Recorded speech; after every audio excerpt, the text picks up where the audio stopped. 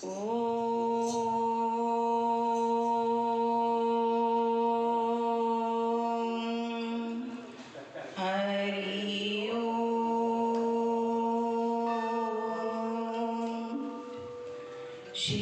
गणेशाय नमः। श्री सरस्वते नमः। श्रीमते रामानुजाय नमः। लक्ष्मीनाथ समारंभां नाथयामुनमध्यमाम् अस्मदाचार्यपर्यन्तां वन्दे गुरु परम्परां। वन्दे गुरु परम्परां।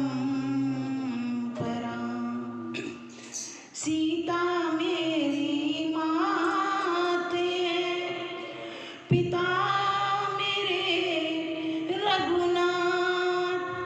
इन दोनों के चरणों में मेरी कोटि कोटि प्रणाम। मेरा कोटि कोटि प्रणाम। आए तो प्रेम से लो हरि का नाम। सब भक्तों को इस दासी की जय जय सीताराम। जय जय राधेश्याम। जय जय श्री हनुमान। श्री रामायण प्रारंभ कर सुनो भक्त हनुमान। आसन आन विराजियो कथा सुनो भगवान। सियावर रामचंद्र जी की जय। पवन सुत हनुमान जी की जय। उमापति महादेव जी की जय। बोलो रे सब संतन की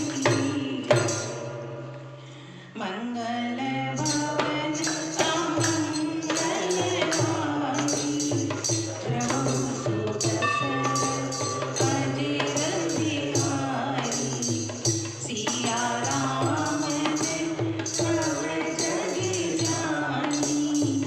करहु प्रणाम जोर जुग पानी। करहु प्रणाम जोर जुग पानी। परम मंगलमय परात्पर अखिलेश्वर अखिल ब्रह्मांड नायक परात्पर पर ब्रह्म भगवान राम की वांग्मयी प्रतिमूर्ति श्री रामचरितमानस को श्रवण करने के लिए आए हुए इस राधा कृष्ण मंदिर के प्रांगण में सभी भक्तों को जय सीताराम, जय राधेश्याम, जय श्री हनुमान। पीछे हमने सुना कथा में कि गुरु वशिष्ठ जी ने बड़े हृदय में सोचकर, बड़ा ही सोच के विचार के चारों पुत्रों के नाम रखे। और चारों पुत्रों के नाम जो थे तो वशिष्ठ जी ने कहा कि हे राजन, चारों पुत्र वेद के तत्व हैं, जो मुनियों के धन हैं, भक्तों के सर्वस्व हैं और शिव जी के तो प्राणी ही हैं। ऐसे हैं आपके चारों पुत्र, जिन्हें माता कभी गोद में लेकर कभी गोद में लेकर हिलाती डुलाती, कभी पालने में रखकर उनको झूला झुलाती। और उनका प्रेम इतना था कि जिसका तुलसीदास जी कहते हैं कि उस ममत्व को, उस माता के प्रेम को वर्णन करने के लिए मेरे पास शब्द नहीं है। जो सर्वव्यापक है, निरंजन है, निर्गुण है, अजन्मा है, ब्रह्म है, और वही प्रेम और भक्ति के बस में होकर कौशल्या जी की गोदी में आज खेल रहे हैं वह ब्रह्म। कितना अनूठा दर्शन! सुख के पुंज हैं, मोह से परे हैं, ज्ञान और वाणी और इंद्रियों के अतीत हैं। वे भगवान दशरथ और कौशल्या के अत्यंत प्रेम के बस में होकर पवित्र बाल लीलाएं कर रहे हैं। क्योंकि जिस प्रकार संपूर्ण जगत के माता पिता श्री राम जी अवधपुर के निवासियों को सुख दे रहे हैं, आज वह ब्रह्म जो पूरी रचना रचता है, जिसके चलाने से सृष्टि चलती है, आज कौशल्या और दशरथ जी के प्रेम के वशीभूत होकर उनकी गोदी में छोटा सा बच्चा रूप धारण किए हुए खेल रहे हैं। जय हो। आगे की कथा आज सुनते हैं। और एक बार जननी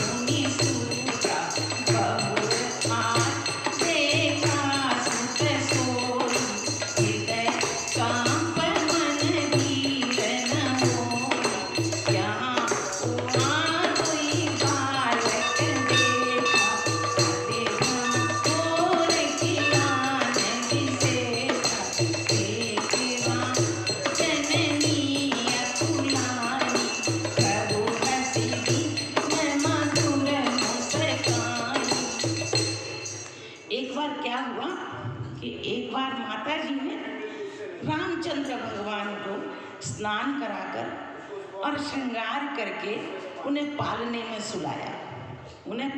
सुलाया। फिर उस दिन उनको अपने कुल देवता की पूजा करनी थी। अपने कुल देवता की पूजा करनी थी, उसके लिए उन्होंने खुद स्नान किया और पूजा करने के लिए नैवेद्य बनाया और नैवेद्य पूजा करके अपने कुल देवता को चढ़ाया। कुल देवता की पूजा करके नैवेद्य चढ़ाकर, क्योंकि पुत्र तो सोया हुआ था, पालने में सुलाया था, उसके बाद उन्होंने कुल देवता की पूजा की और कुल देवता की पूजा करने के बाद वे रसोई में कुछ काम से चली गई। वापस जब वे पूजा के स्थान पे आई तो देखा कि रामचंद्र जी बैठे हुए भोजन कर रहे हैं। वहाँ पे जो नैवेद्य उन्होंने लगाया था उसको भोजन कर रहे हैं राम जी। और आने पर पुत्र को इष्ट देव भगवान के लिए चढ़ाए हुए नैवेद्य का भी पूजन करने लगे। तो माता ने भयभीत होकर कहा कि मेरे बच्चे को यहाँ किसने बैठा दिया जो ये नैवेद्य खाने लगे, क्योंकि छोटे हैं तो ये तो कुछ भी खा लेंगे। ऐसा सोचकर माता जब उठाने गई उनको तो देखा वहाँ कोई नहीं। जब उठाने के लिए वे झुकी तो उन्हें कोई दिखाई नहीं दिया। उनका जी घबरा गया। उन्होंने जाकर पालने में देखा तो पालने में भगवान सोए हुए। पालने में जब भगवान सोए हुए थे तो उनको बड़ा ही अचंभा हुआ कि ये क्या। दौड़ के फिर वे पूजा स्थान में गई तो फिर क्या देखती हैं कि भगवान बैठे हुए खाना खा रहे, भोजन कर रहे हैं, प्रसाद पा रहे हैं। तो वो घबरा गई और घबरा के उनके मन को धीरज नहीं होता और वे सोचने लगी कि यहाँ और वहाँ दो बालक मैंने देखे कि एक प्रसादी पा रहा है, एक सो रहा है। तो वे अत्यंत घबरा गई और ये सोचने लगी कि यह सच में है या मेरी बुद्धि का भ्रम है। वे ऐसे सोचने लगी और कोई विशेष कारण है या उसका। प्रभु श्री रामचंद्र जी ने माता को जब घबराई हुई देखा और देखकर मधुर मधुर मुस्कान से मुस्कराने लगे। जब देखा कि माता घबरा गई है मेरे दो दो रूप देखकर, तो वे मुस्कराने लगे। ओ दिखरावा मातई निजे अद्भुत रूप अखंड, रोम रोम प्रतिवेद लगे कोटि कोटि ब्रह्म। जब देखा भगवान ने कि माता घबरा गई है, फिर उन्होंने माता को अपना अखंड अद्भुत रूप दिखाया। चतुर्भुज में दोबारा आ गए और बड़ा ही अखंड रूप उन्होंने दिखाया। उनके शरीर के एक एक रोम में एक एक ब्रह्मांड दिखाई देने लगा। उनके शरीर के एक एक रोम में एक एक ब्रह्मांड, इतना विराट रूप दिखाया उन्होंने। और वह विराट रूप देखकर माता ठगी की ठगी रह गई। माता को कुछ सूझ नहीं रहा था कि कहाँ तो मेरा पुत्र और कहाँ ये विशाल विराट रूप भगवान का। अब ये मतलब जागी हुई हैं, पर उनको नहीं पता चल रहा है कि मैं क्या हूँ। इतना विराट रूप देखा उन्होंने भगवान का। और अगणित रवि सत्य शिव चतुराई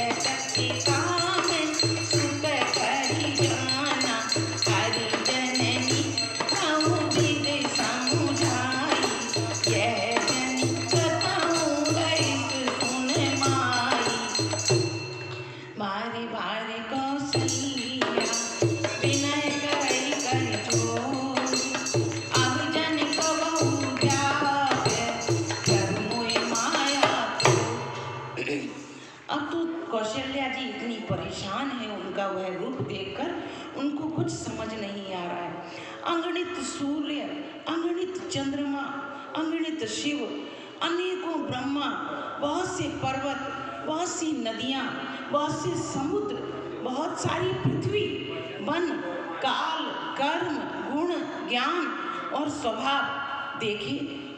उनके रोम रोम में इतना सब कुछ दिखाई माता कौशल्या को दे रहा है। और वे पदार्थ भी देखे जो माता ने कभी न सुने और न कभी देखे। इतनी चीजें देखी, एक एक रोम में उनके करोड़ों करोड़ों ब्रह्मांड दिखाई देने लगे। सब प्रकार से बलवती माया को देखा। जो माया संसार को नचाती है, वह भगवान के रोम रोम में देखा उन्होंने, क्योंकि माया उनके बस में है। अत्यंत भयभीत हाथ जोड़े माता कौशल्या खड़ी हो गई और उन्होंने जीव को भी देखा। जो माया के आगे, भगवान के आगे जीव जब हाथ जोड़ के खड़ा रहता है, वह सब नज़ारे उन्होंने रोम रोम में देखे भगवान के। और जिसे माया नचाती है, फिर उस भक्ति को भी देखा जो उस जीव को माया से छुड़ाती है। भक्ति भी दिखाई दी। माता का शरीर पुलकित हो गया, मुख से वचन नहीं निकलता, अवाक रह गई माता। तब आंखें मूंद कर उन्होंने श्री रामचंद्र जी के चरणों में भी गिर पड़ी और नतमस्तक होकर कहने लगी कि माता को आश्चर्यचकित जब देखा तो देखकर जो दुष्टों के शत्रु हैं श्री राम जी फिर बाल रूप में आ गए। क्योंकि माता इतनी घबरा गई, उनके मुंह से कोई शब्द नहीं निकलता, बस सिवाय यही के दंडवत करके चरणों में गिर गई और उन उनसे कुछ नहीं हुआ। भगवान ने देखा कि अब माता बहुत ज़्यादा परेशान है, तो उन्होंने उठाया और वे तुरंत बाल रूप में दोबारा आ गए। माता ने स्तुति भी नहीं की जाती, माता से स्तुति भी नहीं की जा रही थी। ये उनका क्योंकि जब हम सब सांसारिक जीव भी हतप्रभ जब रह जाते हैं, हतप्रभ कि कुछ ना सूझे कि क्या करें, किम कर्तव्य विमूढ़ जैसे, तो हमें उस समय सोचता ही नहीं है कि हम सामने वाले को क्या बोलें और क्या ना बोलें। कभी कभी ऐसी स्थिति होती है। वही स्थिति माता कौशल्या की हुई। वे डर गई कि मैंने जगत पिता परमात्मा को अपने पुत्र रूप में समझा हुआ है, ऐसा वे सोचने लगी। श्री हरि ने माता को बहुत प्रकार से फिर समझाया। क्यों, आपको तो पता ही है, मैंने तो आपको बोला था ना कि मैं पुत्र रूप में आपके घर आऊँगा। आपने यही तो मांगा था कि आप जैसा पुत्र चाहिए। तो जब मैंने कहा था, आप उन्हें याद दिलाया माता को कि मैंने खुद ने कहा था कि मैं अपना जैसा कहाँ से ढूंढूंगा, मैं तो स्वयं ही आपके घर में पुत्र बनकर आऊँगा। हे माता सुनो, पर अब ये बात किसी से कहना मत। मैं बच्चा ही बन के रहूँगा और मुझे आपका दुलार लाड प्यार सब चाहिए, जैसे एक बच्चे को चाहिए होता है। बार बार कौशल्या विनय करे कर जोरे, अब जन कबहू व्यापे प्रभु मोहि माया तो। कौशल्या जी अब कुछ नहीं कह पा रही, बार बार हाथ जोड़ के प्रभु से कह रही हैं कि हे प्रभु, जो माया आज आपने मुझे दिखाई, ये मुझे जीवन भर कभी भी दिखाना मत। मैं तो बस मेरे पुत्र बने रहना, मैं आपको पुत्रवत प्यार करती रहूं, आप मुझे माँ के जैसे प्यार करते रहें, मुझे यही चाहिए, और ये माया मुझे अब कभी दिखाना मत। अरे बाल चरित हरि कौमुदी देखी, अति आनंद गासन कह दी, कछुत काती के सब भाई, बड़े भये परिजन सुखदाई, चूड़ा करन कीन गुरु जाई, दीपन दक्षिणा बहु खाई, परम मनोहर चरित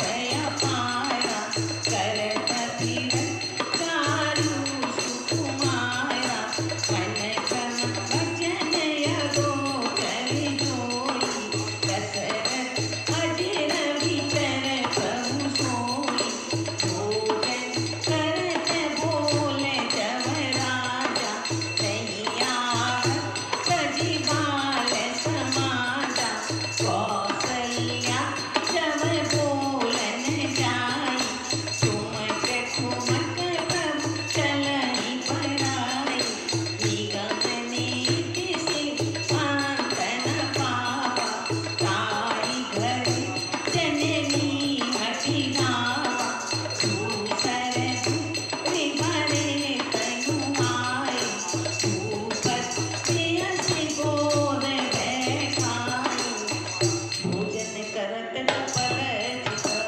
चित उत अवसर पाए, भाज चले किलकत मुख, तभियो तन लपटाए। अब भगवान ने बहुत से प्रकार से जब बाल लीलाएं की और सभी सेवकों को अत्यंत सुख दिया, बड़ा ही आनंद दिया। कुछ समय बीतने पर चारों भाई बड़े होकर कुटुंबियों को सुख देने लगे, क्योंकि वे तो थे ही ऐसे, भगवान तो ऐसे ही होते हैं। जबकि किसी के घर में साक्षात भगवान अवतरित हुए हों तो दुख का तो कोई नाम है ही नहीं, सुखी के अपार। तब गुरुजी ने आकर चूड़ाकर्म संस्कार कराया और ब्राह्मणों ने फिर बहुत सी दक्षिणा पाई। चारों कुमार राजकुमार बड़े ही मनोहर अपार चरित्र करते फिरते थे, बहुत ही सुलभ बाल लीलाएं और बड़ा ही सबको सुख देते थे। जो मन वचन और कर्म से अगोचर हैं, वही प्रभु दशरथ जी के आंगन में खेल रहे हैं, वही विचर रहे हैं। भोजन करने के समय जब राजा उन्हें बुलाते हैं तो वे अपने बाल सखाओं के साथ खेलते हुए, अपने बचपन के दोस्तों के साथ खेलते हुए बाल सखाओं के साथ खेल रहे हैं तो मना कर देते हैं कि हम नहीं आते खाना खाने, और आते ही नहीं हैं। ऐसी बाल लीलाएं भगवान कर रहे हैं। कौशल्या जी जब बुलाने जाती हैं, क्योंकि आवाज़ देने से जब नहीं आते तो कौशल्या जी उनको बुलाने जाती हैं, तो प्रभु ठुमुक ठुमुक करके चल के आते तो हैं, और आके जब भगवान, जब ईश्वर भी जो खुद अपना रूप देखकर हंसने लगते हैं कि मैं ये क्या हूँ, खुद ही खुद के ऊपर हंसते हैं। और हंसकर शिव जी कहते हैं कि इतनी खुशी होती है, क्योंकि मैं भी वह बाल चरित्र उनका रोज हमेशा देख रहा हुआ होता हूँ, तो भगवान इतने प्यारे लगते हैं, क्योंकि मेरे जो इष्ट हैं वो मुझे इतने प्यारे लगते हैं कि उनको देखकर मुझे हंसी आती रहती है। और माता उन्हें बलपूर्वक बच्चों में से पकड़ के लेके आती हैं, तो आते तो हैं, सारा शरीर धूल में लिपटाए हुए होते हैं, सारे कपड़े भी गंदे किए हुए होते हैं, और राजा हंसकर अपनी राजसी पोशाक के ऊपर भी धूल में लपेटे हुए पुत्र को ऐसे ही गोदियों में चढ़ा के बैठा लेते हैं, और गोदी में बिठाते हैं, उनको दही और भात खिलाते हैं। परंतु दही और भात जैसे ही देते हैं मुंह पे लपट जाता है बुरी तरह से, और फिर दही भात लपटाए हुए ही भाग जाते हैं गोदी से उठकर। क्या अनूप तुलसीदास जी ने बहुत ही सुंदर चित्रण किया है बाल रूप का। तो भाग जाते हैं और किलकारी मारते हैं और इधर उधर भाग जाते हैं कि हम माँ अब नहीं आएंगे, ऐसा कहते हुए फिर अपने बाल सखाओं के पास दौड़ जाते हैं।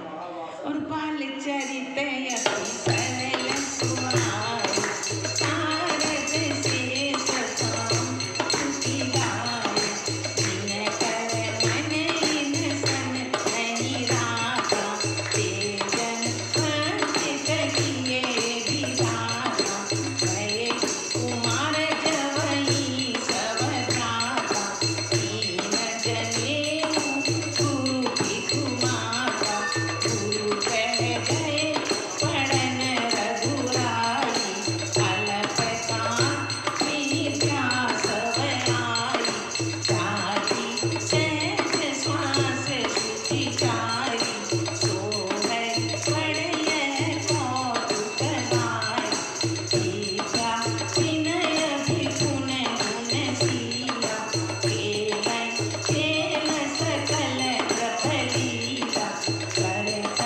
बाण धनुष यति सोहा, देखत रूप चराचर मोहा, दिन बीतन बिहरई सब भाई, सखी समोन सब लोग लुगाई। कौशलपुरवासी नर नारी प्रीति अरु बाल, प्राणं ते प्रिय लागत सब गम राम कृपाल।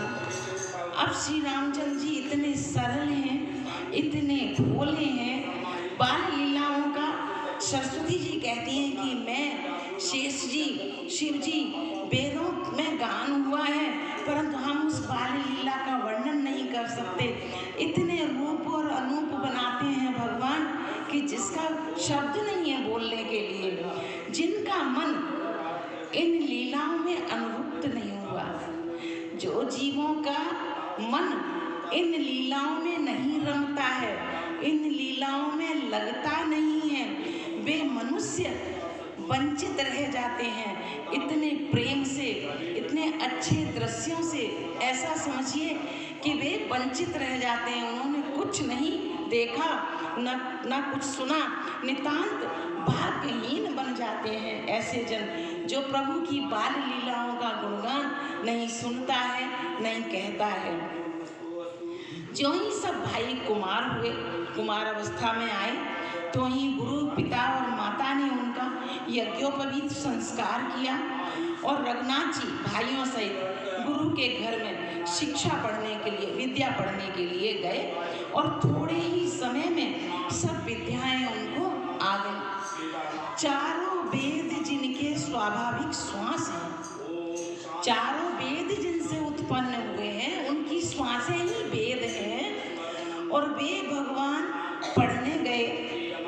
कौतुक है, ये एक आश्चर्य है देखने का। चारों भाई विद्या, विनय, गुण और शील में बड़े ही निपुण हैं और सब राजाओं की लीलाओं के खेल खेलते हैं, क्योंकि राज परिवार में जन्म लिया है, राज परिवार में अवतरित हुए हैं, तो खेल भी, क्योंकि ये स्वाभाविक है। हम जैसे परिवार में पैदा होते हैं, बच्चे में वही गुण आते हैं। आप देखिए, किसी बनिए का बच्चा होगा तो वह दुकान ही करेगा, और इसी तरह जो ब्राह्मण का होगा तो उसे पढ़ाने में और पढ़ने में लगेगी, क्षत्रिय होगा तो उसको शूरता वीरता आ जाएगी। तो इसी तरह जो राज परिवार में पैदा हुए हैं तो वो राजाओं के अनुचित खेल खेलते हैं। हाथ में बाण और धनुष बहुत ही शोभा पाते हैं। रूप देखते ही चराचर जड़ और चेतन मोहित हो जाते हैं। वे सब भाई जिन गलियों में खेलते हुए निकलते हैं, उन गलियों के सभी स्त्री पुरुष उनको देखकर स्नेह से शिथिल हो जाते हैं। जहाँ से भी निकलते हैं तो वहाँ जो भी स्त्री और पुरुष और बच्चे जो भी कोई होते हैं, सब खड़े रहकर स्तब्ध से उनको देखते रहते हैं, ठिठक कर ही रह जाते हैं। उनके रूप और लावण्य को देख के ही बनता है। कौशलपुर के रहने वाले स्त्री पुरुष बूढ़े बालक सभी को कृपालु रामचंद्र जी की प्राणों से भी बढ़कर प्रिय लगते हैं। उन्हें सारे ही सब लोग उन्हें प्रेम करते हैं, प्यार करते हैं।